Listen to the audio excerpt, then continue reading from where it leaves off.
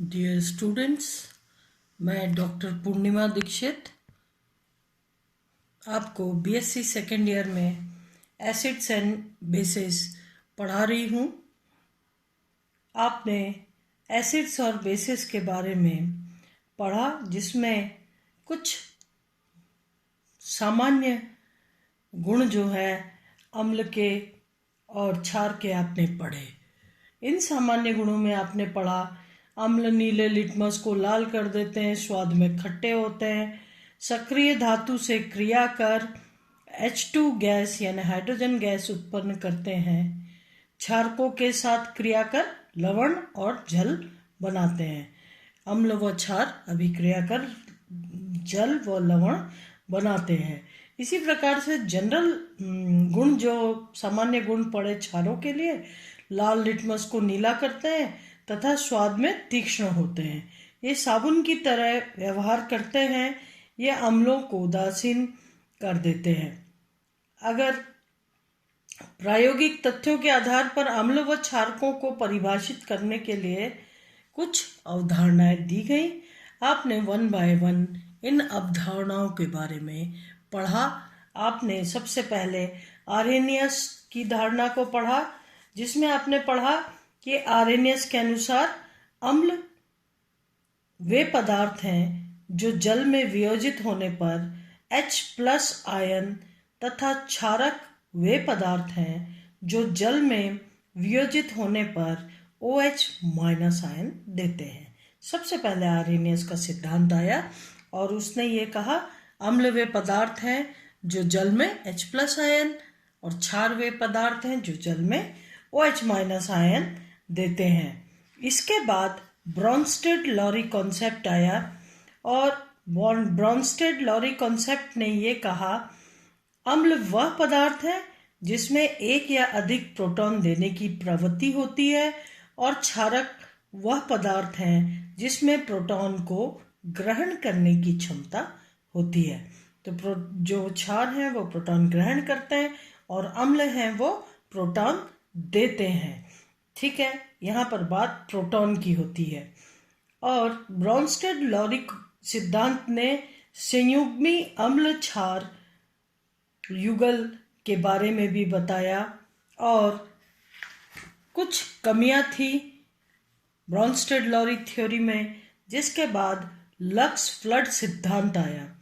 Lux-flood सिद्धांत ने कहा कि बहुत सी अम्ल क्षार अभिक्रियाओं में प्रोटॉन अनुपस्थित होता है, जिसकी व्याख्या ब्रॉन्स्टेड-लॉरी सिद्धांत नहीं कर सकता, क्योंकि ब्रॉन्स्टेड-लॉरी सिद्धांत प्रोटॉन देता है अम्ल और प्रोटॉन ग्रहण करता है क्षार। इस बारे में उनके अनुसार, उनकी अवधारणा के अनुसार अम्ल क्षार की परिभाषा इस प्रकार से दी जाती है। लेकिन ऐसी अभिक्रियाएं ऐसी अभिक्रियाओं के बारे में लक्स-फ्लड सिद्धांत जो है, जो ब्रॉन्स्टेड-लॉरी के द्वारा सिद्धांत के द्वारा जिनकी व्याख्या नहीं की, उसको लक्स-फ्लड ने अपने सिद्धांत में समझाया। इस सिद्धांत के अनुसार ऑक्साइड दाता जो ऑक्साइड O-2 आयन दे रहे वो हो गए क्षारक, और जो ऑक्साइड यानी O2- आयन को ले रहे हैं वो गए अम्ल। तो लक्स-फ्लड सिद्धांत ने ऑक्सीजन O2- यानी ऑक्साइड आयन के आधार पर अपने सिद्धांत की व्याख्या की। क्षार वो होते हैं जो ऑक्साइड देते हैं और अम्ल वो होते हैं जो ऑक्साइड को ग्रहण करते हैं। इसके पश्चात विलायक तंत्र सिद्धांत आया और विलायक तंत्र सिद्धांत ने अपनी व्याख्या जो है कैडी और एलसी द्वारा अम्ल तथा क्षारकों की परिभाषा विलायकों के आयनन से प्राप्त धनायन व ऋणायन के आधार पर दी। यानी जो वो विलायक जो स्वतः ही आयनित होते हैं, अगर विलयन में उन आयनों में धनायनों की कंसंट्रेशन बढ़ रही है तो वो अम्ल होगा, और अगर ऋणायनों की कंसंट्रेशन बढ़ रही है तो वो क्षार होगा। तो विलायक तंत्र सिद्धांत ये कहता है अम्ल वे पदार्थ हैं जो विलायक के स्व आयन से प्राप्त धनायनों की सांद्रता बढ़ाते हैं, तथा क्षार वे पदार्थ हैं जो विलायक से प्राप्त ऋण आयनों की सांद्रता बढ़ाते हैं। उदाहरण के तौर पर अमोनिया NH4+ की अगर कॉन्सेंट्रेशन बढ़ रही है तो वो अम्ल होगा, और अगर NH2- की कॉन्सेंट्रेशन बढ़ रही है तो क्षारक होगा। इस प्रकार से अब आज हम सम आयन विलायक तथा विषम आयन विलायक के बारे में पढ़ेंगे।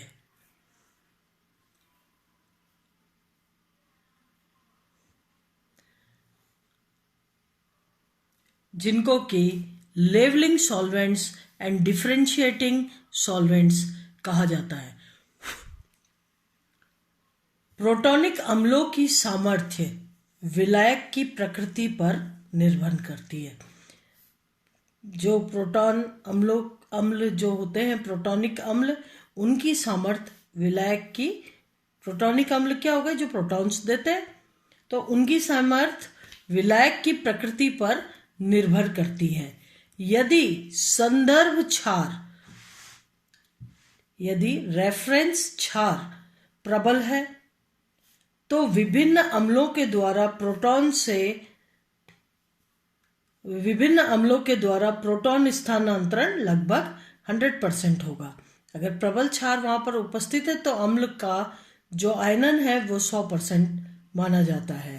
अतः अम्ल लगभग पूर्ण रूप से आयनित हो जाते हैं तथा सभी प्रकार के अम्लों का सामर्थ्य लगभग समान हो जाता है, यानी प्रबल क्षार के साथ सभी अम्ल करीब करीब 100% आयनित होते हैं, तो इसलिए उनका 100% आयनन माना जाता है। ऐसे विलायक अम्लों के संदर्भ में सम आयन विलायक कहलाते हैं, जिसमें 100% अम्ल का आयनन हो गया। ऐसे क्षार या क्षारीय विलायक जो है वो सम आयनन विलायक कहला रहे हैं। एग्जाम्पल के तौर पर यदि NH3 को अम्ल जैसे HCl, HF, HBr, HNO3, H2SO4, HClO4 इत्यादि एसिटिक एसिड आदि के लिए विलायक के रूप में प्रयोग किया जाए, किसको? NH3 को। इन सभी अम्लों के लिए अगर विलायक के रूप में प्रयोग किया जाए तो सभी अम्ल पूर्ण रूप से वियोजित हो जाएंगे। तो क्या हुआ? NH3 सम आयनन विलायक कहलाएगा। ठीक है, अतः NH3 इन अम्लों के संदर्भ में सम आयनन विलायक होगा। पर अगर दूसरे एग्जाम्पल में हम यदि देखें, यदि HClO4, HI, H2SO4 अथवा HNO3 की प्रोटॉन दाता क्षमता का विभेदन करना है, अगर इनकी प्रोटॉन कौन सा अधिक प्रबल है और कौन सा दुर्बल है, अगर इनकी प्रोटॉन दाता क्षमता का विभेदन करना है तो दुर्बल अम्ल एसिटिक एसिड को संदर्भ क्षार के रूप में प्रयुक्त करते हैं। यहाँ पर एसिटिक एसिड क्षार क्यों हो गया? क्योंकि ये सारे के सारे प्रबल अम्ल हैं और इनकी उपस्थिति में एसिटिक एसिड एक क्षार के भांति व्यवहार कर रहा है। दुर्बल अम्ल एसिटिक एसिड को संदर्भ क्षार के रूप में प्रयुक्त करते हैं। अतः एसिटिक एसिड इन अम्लों के लिए विषम आयनन विलायक का कार्य करता है। इसका मतलब क्या हुआ कि एसिटिक एसिड में ही इन अम्लों की जो वियोजित होने की क्षमता है वो अलग अलग होगी। अन्यथा अगर NH3 जैसा क्षार है तो वो पूर्ण रूप से 100% इनको आयनित करेगा और सभी की क्षमताओं में अंतर कर पाना मुश्किल हो जाएगा। तो एसिटिक एसिड की उपस्थिति में ये एसिटिक एसिड जो है, चूंकि इन सभी का आयनन क्षमता बराबर नहीं होगी, इसलिए ये विषम आयनन विलायक का कार्य करता है। कौन? एसिटिक एसिड, जिसमें इनकी अम्ल प्रबलता में विभेद किया जा सकता है। इन एसिटिक एसिड की उपस्थिति में इनकी अम्ल क्षमता में विभेद किया जा सकता है। अतः जल सम आयनन विलायक की तरह कार्य करता है, क्योंकि जल में ये सभी पूर्ण रूप से 100% आयनित होते हैं, जबकि एसिटिक एसिड में 100 रूप से आयनित नहीं होते हैं, अपनी अपनी प्रबलता के हिसाब से होते हैं। इसलिए एसिटिक एसिड विषम आयनन विलायक कहलाता है। सामान्यतः प्रबल अम्लों की सामर्थ्य को विभेदित करने के लिए एक दुर्बल प्रोटॉन ग्राही का विलायक के रूप में प्रयोग लेते हैं। अगर प्रबल अम्लों के सामर्थ्य को विभेदित करना है तो दुर्बल प्रोटॉन ग्राही कौन हो गए? क्षार हो गए, जो कि प्रोटॉन को ग्रहण करते हैं। तो दुर्बल क्षार का उपयोग किया जाता है। तो क्या है कि अगर इनको विभेदित करना है, इनके सामर्थ्य को, तो दुर्बल प्रोटॉन ग्राही को विलायक के रूप में प्रयोग लेते हैं। यह विलायक विषम आयनन विलायक होगा, जबकि एक प्रबल प्रोटॉन ग्राही, जो भी प्रबल प्रोटॉन ग्राही है, वो अम्ल को पूर्ण रूप से आयनित कर देगा और इसीलिए वो सम होगा। एक प्रबल प्रोटॉन ग्राही विलायक प्रबल क्षार इन अम्लों के लिए सम आयनन विलायक का कार्य करेगा, क्योंकि अगर प्रबल क्षार है तो अम्ल का पूर्ण रूप से आयनन होगा और सभी अम्लों का सामर्थ्य एक समान होगा। इसी प्रकार अम्लीय विलायक HF, CH3COH आदि सभी क्षारों का सम आयनन करवाते हैं। अगर कोई क्षार होगा तो उसका सम आयनन करवाएंगे, पूर्ण रूप से आयनित हो जाएंगे वो। जबकि NH3 जैसे क्षारीय विलायक अन्य क्षारों का विषम आयनन करवाते हैं। जलीय विलयन में सभी प्रबल क्षारों, उदाहरण के तौर पे NH2, NH, NaOC2H5, NaOH की सामर्थ्य समान होती है। अगर जलीय विलयन हो तो इन सब की सामर्थ्य समान होती है, परंतु द्रव अमोनिया में इन क्षारों की सामर्थ्य को विभेद किया जा सकता है। इसलिए द्रव अमोनिया क्या हो गई इनके लिए? विषम आयनन। अतः जल इन क्षारों के लिए सम आयनन विलायक कहलाता है तथा द्रव अमोनिया विषम आयनन विलायक का कार्य करते हैं। इसी प्रकार प्रबल अम्लों व दुर्बल अम्लों के लिए जल एक विषम आयनन विलायक तथा द्रव NH3 एक सम आयनन विलायक है। तो यहाँ पर हमारा अम्ल व क्षार खत्म होता है।